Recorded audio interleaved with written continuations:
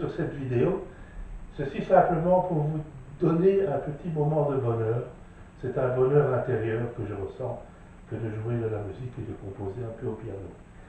Donc voilà, avec vous aujourd'hui, je voudrais simplement vous faire un témoignage.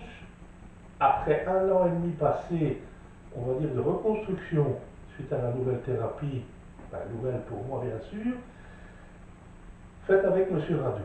Donc je vous convie à me suivre de votre côté et je vais vous faire un petit débriefing de ce que j'ai vécu durant cette année et demie. Voilà, suivez-moi.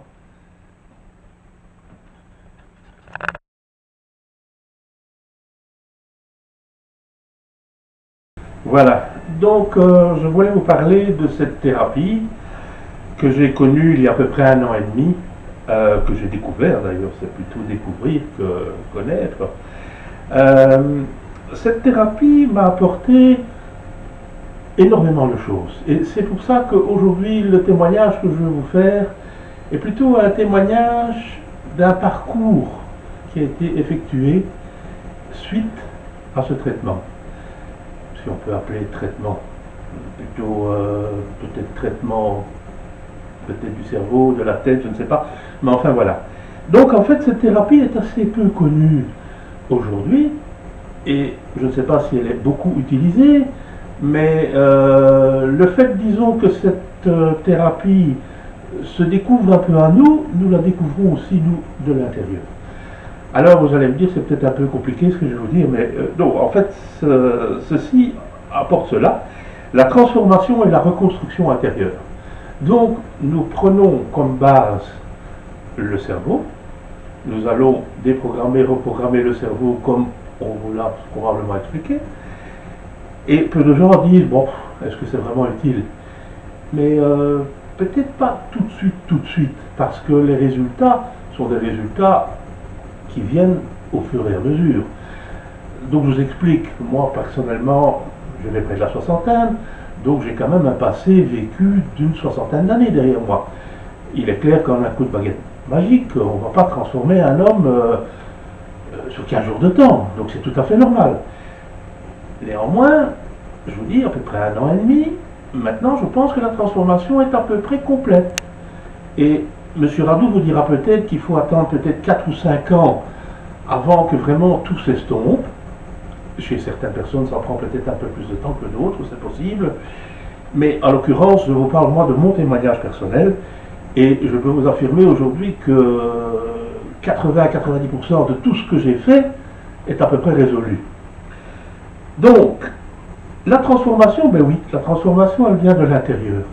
Et elle vient petit à petit, au fur et à mesure des choses, ou des voyages qui ont été effectués, par une réalisation, je dirais, une remise en place, pas une réalisation, une remise en place de certaines choses, qui vous apportent une paix intérieure, qui vous apporte une joie de vivre, et tout le reste qui va avec. Bon. Alors vous direz-vous, ben oui, mais cette transformation, moi je la souhaite vraiment de tout mon cœur, et je vous la souhaite aussi à vous. Parce que petit à petit, et jour après jour, voyage après voyage, cette petite transformation va vous créer une lumière, une petite lumière qui va vous aiguiller sur un chemin, qui est votre chemin de vie. Et ce chemin, eh bien, ces chemins et cette lumière vous apportent le sens à votre vie et le sens à qui vous êtes. Qui vous êtes, c'est important quand même. C'est important de savoir qui on est. Alors on se perd toujours dans des problèmes, on se perd toujours dans des mots. J'ai perdu mon boulot, j'ai perdu ceci, j'ai perdu... Oui, c'est vrai, ça fait mal. Moi en l'occurrence, j'ai perdu un enfant et je vous garantis que ça fait très mal aussi. Mais la reconstruction, c'est aussi savoir vivre après le deuil ou après l'effort ou le mal qui a été engendré. Et ça, c'est important parce que sur cette terre, on n'est quand même pas venu pour s'emmerder. Il y a quand même d'autres possibilités. Il y a quand même le bonheur qui existe. Et le bonheur, c'est quelque chose qui est à la portée de tous. Mais voir le bonheur, accéder au bonheur et avoir le bonheur sont trois choses vraiment différentes. Alors dans vos voyages, vous verrez certainement le bonheur. Et vous y accéderez peut-être. Mais maintenant, pour l'acquérir, il vous faudra un peu de travail intérieur. Et ce travail intérieur, c'est lors de vos voyages que vous allez les découvrir. C'est pour ça que j'ai fait une petite page pour vous expliquer, pour ne pas oublier, parce que bon, voilà aussi. Donc cette paix intérieure, vous allez la retrouver. Et vous allez la retrouver avec aussi de nouvelles compétences. De nouvelles compétences parce que ça va vous ouvrir vers certaines choses que peut-être jamais vous auriez dit, tiens, c'est bizarre, moi j'ai jamais fait ça. Et maintenant je sais le faire comme si j'avais toujours fait. Mais oui, parce que ça c'est vous. Et vous l'ignorez peut-être. Et c'est à l'intérieur de vous, et c'est important de savoir que vous êtes vous. Donc voilà, ce sont nos nouvelles compétences qui vous ouvrent dans tous les domaines, que ce soit spirituel, que ce soit au niveau musical, que ce soit au niveau de votre boulot, que ce soit au niveau des autres, hein, de l'amour que vous portez pour les autres, de votre épouse, de vos amis, etc. Peu importe, ça va vous ouvrir. Et cela aussi vous engage vers une ouverture des autres. Parce qu'on peut dire parfois, les gens, oui, moi je suis très ouvert, vous savez, il n'y a pas de problème. Oui, oui, oui, jusqu'à quel point? Savoir écouter l'autre, savoir le comprendre, même si son idée est différente, c'est tout un art. Savoir l'accepter et savoir partager avec lui, c'est encore un autre art. Mais tout ça vient naturellement.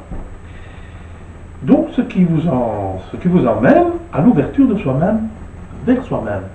Pourquoi vers soi-même? Parce que si vous êtes aux autres ouverts, vous le serez également à vous-même. Et la petite voix intérieure qui vous dira, tiens, ici, moi je ferai comme ça. Mais cette petite voix intérieure-là, écoutez-la. Écoutez-la parce que c'est un petit peu comme votre sixième sens, c'est un petit peu comme votre subconscient qui vous dit, tu sais, Jean-Claude, ce serait mieux d'être blanc que noir. Alors avant, je faisais noir, peut-être pas pour contrarier, parce que je me disais, non, pourquoi, non, je vais faire noir. Moi, mon idée c'est noir, je vais faire noir. Et oui, mais le noir, il t'engage sur une issue. Il n'y a pas d'issue en fait. Et tandis que le blanc, il va t'ouvrir vers des portes où jamais tu peux imaginer que tiens, cette porte-là s'ouvre. Mais jamais je pensais que cette porte allait s'ouvrir un jour. Je la connaissais même pas. Et oui, et pourtant elle existe. Donc voilà, ce qui nous amène à l'avant-dernier poste, qui est le bonheur retrouvé. Car lorsque vous avez tous ces phénomènes qui se mettent en place, l'un derrière les autres, petit à petit, je dis toujours petit à petit, la construction ne se fait pas en 8 jours. Voilà, moi sur un an et demi par exemple, moi aujourd'hui que je vous parle, d'ailleurs la preuve c'est que je vous parle parce que j'en ai envie, parce que j'ai envie de partager avec vous ces moments que j'ai vécus qui n'ont pas toujours été des moments faciles, mais le résultat est toujours à la hauteur des efforts escomptés. Donc ça, il ne faut pas oublier. Bon, si vous faites des petits efforts, mais ce sont des efforts intérieurs, vous ne les remarquez même pas. C'est au quotidien, ça se fait naturellement, et ça se fait progressivement, et ça se fait dans le calme, dans la paix et dans l'amour. Pas oublier l'amour, c'est très important. Sans amour, on n'y arrive pas. Donc voilà, vous direz peut-être, oui, vous savez, moi c'est très bien, mais moi j'y crois pas, ou il y a des gens à côté de moi qui me disent Jacqueline, tu ne vas pas faire ça, attends, c'est con ça, faut pas faire ça, tu sais, la médecine traditionnelle, elle est là depuis 150 ans, et elle existe, elle a des... Oui, tout à fait, mais il ne faut pas vous substituer à la médecine traditionnelle.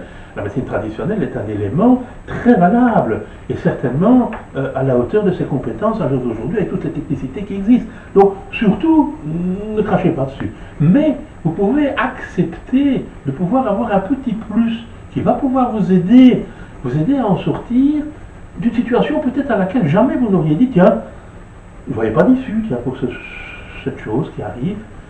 Et cette chose entraîne une autre. C'est une cascade en fait. Donc, je voyais des gens qui ont perdu leur boulot, qui dépriment, etc. Et je dis, écoutez, ne vous inquiétez pas. Ayez foi, d'abord ayez foi en votre foi intérieure. Parce que avec l'amour et ce qui va se développer autour de vous, vous allez peut-être ouvrir une porte, mais n'en voulez à personne. N'en voulez à personne parce que ça ne sert à rien, ça vous fait du mal et ça ne vous permettra pas d'avancer. Donc ce qui vous permet d'avancer, c'est l'amour, le partage et savoir passer au-dessus des éléments qui sont parfois perturbateurs et, mon Dieu, Dieu sait si je le dis. Donc voilà, Le scepticisme, ça c'est une chose qui évidemment est très difficile à contrôler ou à dire tiens, à son ami, tu sais, ça marche, essayez-le. Essayez-le, je vous dis, je suis le témoignage direct et je ne peux pas mieux faire que cette vidéo pour vous convaincre et il n'y a rien derrière, c'est simplement un petit message d'amour parce que j'ai envie de faire poser une petite pierre pour que l'évolution et ce partage se fassent avec vous tous. Je vous remercie quand même de votre attention et je vous souhaite à tous une meilleure vie possible. Merci.